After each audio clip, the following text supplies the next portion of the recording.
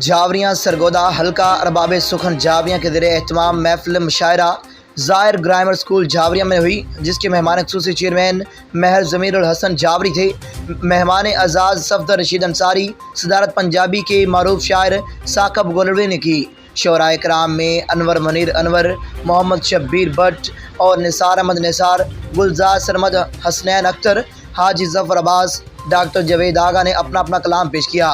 اردو اور پنجابی میں نظمیں، غزلوں، رباعی اور نعتیہ کلام نے سامعین محفل کو محصور کیے رکھا اور خوب داد سمیٹی۔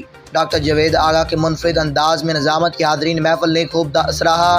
محفل مشاعرہ کے اختتام پر مہمان خصوصی چیئرمین مہر ضمیر الحسن جاوری نے کہا کہ جاوریاں میں ادبی ٹیلنٹ کی کمی نہیں ہے۔